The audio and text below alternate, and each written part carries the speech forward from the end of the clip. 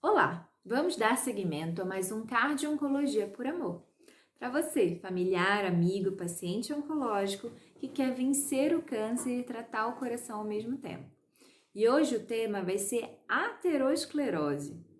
Bom, para começar esse tema, eu quero contar uma situação que acontece praticamente todo dia no meu consultório, né? É vir um paciente encaminhado de algum colega que traz um exame, normalmente uma tomografia de tórax, uma tomografia de abdômen, e o paciente chega lá, Marina, olha, meu médico viu, pediu para trazer para você olhar para ver o que a gente precisa fazer. E no laudo desse exame tá lá ateromatose em aorta, por exemplo. O que é essa ateromatose na aorta? Nada mais é do que o acometimento da aorta por placas de gordura, que é a aterosclerose. Isso é muito comum no nosso dia a dia de cardiologista. Vários pacientes vêm procurar o cardiologista porque foi fazer um exame para ver outra coisa. Então, às vezes, o paciente oncológico foi fazer um exame para estadiar o tumor, para ver se o tratamento está tendo efeito. E aí, no exame, mostra lá que existe placa de gordura nas artérias do paciente. Então, é esse o nosso tema, a aterosclerose. Para começar, a aterosclerose nada mais é do que o acúmulo de placas de gordura na parede das artérias, certo? Então, assim, a nossa artéria, a gente tem artéria por todo o corpo, certo? E essa artéria não deveria ter placa de gordura na sua parede, é uma parede normal onde o fluxo sanguíneo funciona livremente e consegue chegar até os órgãos de forma satisfatória.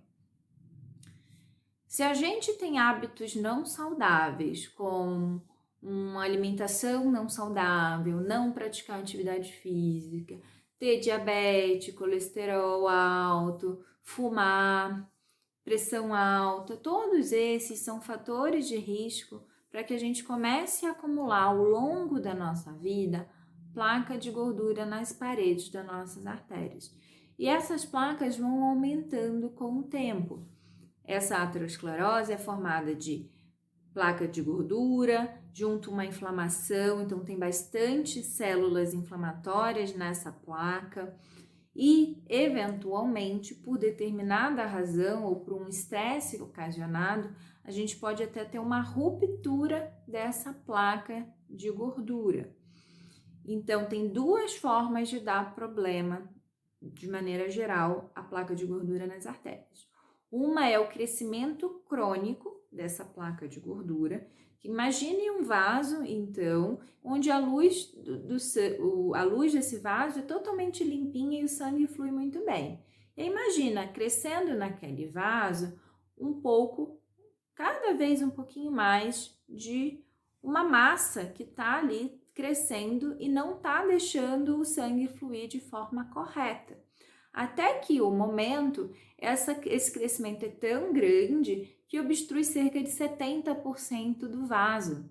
E aí o sangue não vai chegar, obviamente, no órgão que ele deveria chegar de forma correta. Então, aquele órgão vai começar a sofrer com essa ausência de sangue suficiente, vamos dizer assim. Isso no coração a gente chama de angina, né? A obstrução crônica dos vasos sanguíneos do coração, quando ela é importante, chega uns 70% da luz, vai dar no coração da gente a angina, que é uma dor no peito, principalmente quando o paciente faz esforço físico, certo? E existe a forma aguda de dar problema.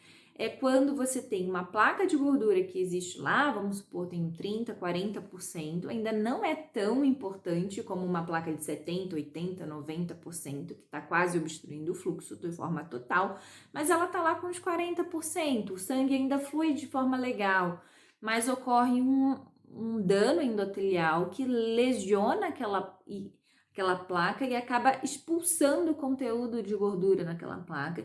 Junto, como eu falei, tem muitas células inflamatórias ali, isso gera um trombo e junto com aquela placa de gordura, aquele trombo formado obstrui de forma súbita a passagem de sangue para o órgão em questão. No caso do coração, isso gera o infarto do miocárdio, que é uma forma aguda de obstrução do sangue e muitas vezes fatal, infelizmente. Então, eu estou dando o exemplo do coração, mas eu gostaria que vocês soubessem que esse acometimento pode ser no corpo inteiro. Se pegar uma artéria que está indo para o cérebro, pode causar o AVC, certo? Que é o derrame cerebral, o acidente vascular agudo, que é muito grave também, pode ser fatal ou gerar sequelas gravíssimas. Um paciente não conseguir andar mais, não conseguir falar mais, não conseguir enxergar mais, ficar com uma sequela muitas vezes e que não tem solução e ele fica com esse déficit. Ou pode ocasionar as artérias que vão para a perna. E aí o paciente tem o que a gente chama de doença arterial obstrutiva periférica. Não chega sangue suficiente nas artérias para vascularizar o membro. E aí qual é o sintoma do paciente? Se for da forma crônica, por exemplo, vai ser quando o paciente caminhar, ele vai ter dor para andar. E é o que a gente chama de claudicação intermitente. É bem típico de paciente arteriopata. O paciente começa a caminhar, no meio da caminhada sente dor, ele tem que parar para diminuir, né, o fluxo melhorar e aí consegue parar a dor. Muitas vezes a gente começa tratamento medicamentoso para isso melhorar, mas às vezes tem que ser cirurgia. Então agora vamos passar para falar dos tratamentos disso.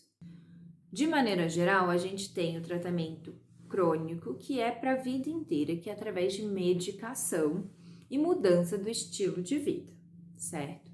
O paciente que já possui um exame demonstrando que tem ateromatose na aorta ou fez um ultrassom Doppler das carótidas, que são as artérias do pescoço, e mostrou aterosclerose nas artérias, ou fez uma angiotomografia do coração, que mostrou placa de gordura nas artérias do coração.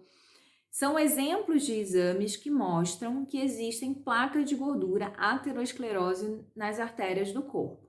Todo paciente que tem esse diagnóstico, a gente trata com mudança de estilo de vida, ou seja, melhorar a alimentação, praticar atividade física, controlar bem a pressão alta, diabetes, colesterol e evitar o tabagismo, certo? Além de uma medicação que é um antiagregante plaquetário, como por exemplo a aspirina, o AS, ou o clopidogrel, para quem tem alguma intolerância à aspirina, para justamente a gente afinar um pouco o sangue e evitar com que ocorra esses rompimentos agudos e trombose, etc. Então a gente afina o sangue e evita para que não tenha esse crescimento dessa placa. E o uso de medicação, como por exemplo as estatinas, para controlar o colesterol e baixar níveis muito baixos de colesterol para que não ocorra a formação de nova placa. As estatinas têm diversos tipos, desde as mais fracas, fornecidas até pelo SUS aqui no Brasil, como por exemplo a simvastatina, até estatinas mais potentes, que são mais caras e que têm também um pouco menos de efeito colateral, como por exemplo a rosuvastatina, a atorvastatina. Essas estatinas, então, vão baixar bem o colesterol e vão ajudar na estabilidade da placa, para que a gente tenha placas mais estáveis e seguras e que evite aquele rompimento agudo da placa de aterosclerose, certo?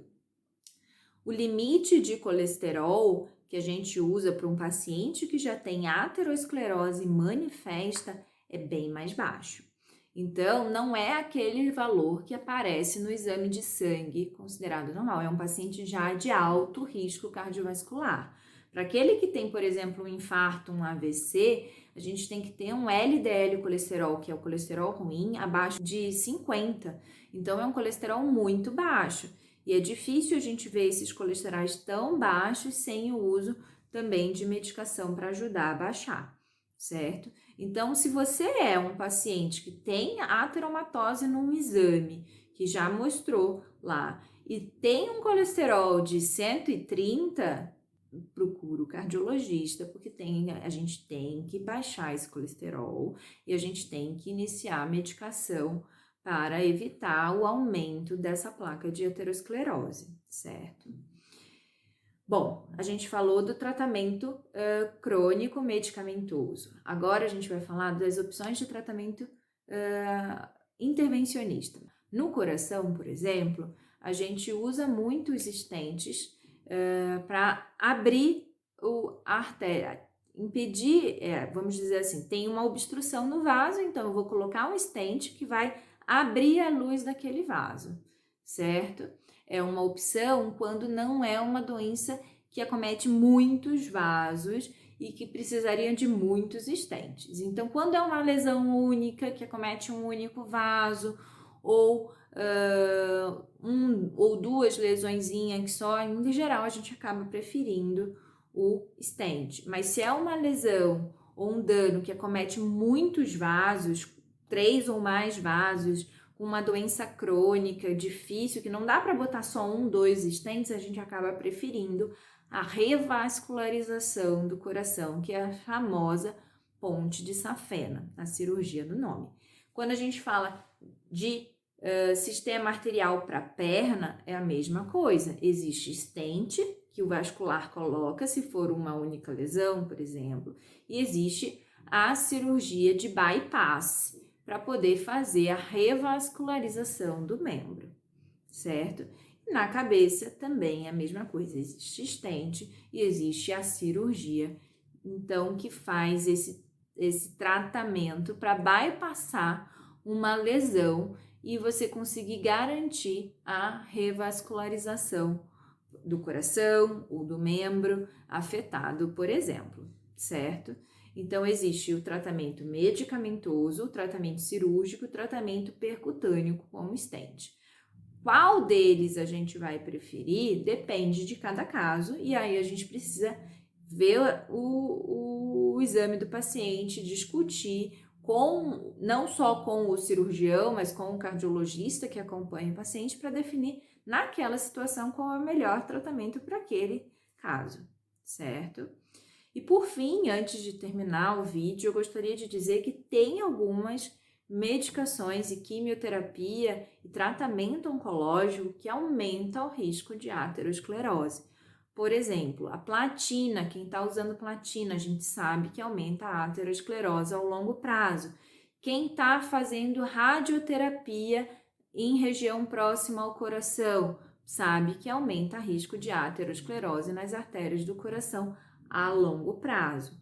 E, por exemplo, quem está usando nilotinib é uma outra medicação que aumenta o risco de aterosclerose, principalmente periférica. Então, a gente tem vários tratamentos oncológicos que aumentam esse risco. Tem muitos outros que eu não vou ficar citando nomes aqui, mas se você é um paciente oncológico que tem outros fatores de risco cardiovasculares, é bom procurar o cardiologista, o cardio-oncologista, para poder fazer um acompanhamento mais de perto e evitar a formação de novas placas de gordura, certo? Era esse o meu recado hoje e um grande beijo.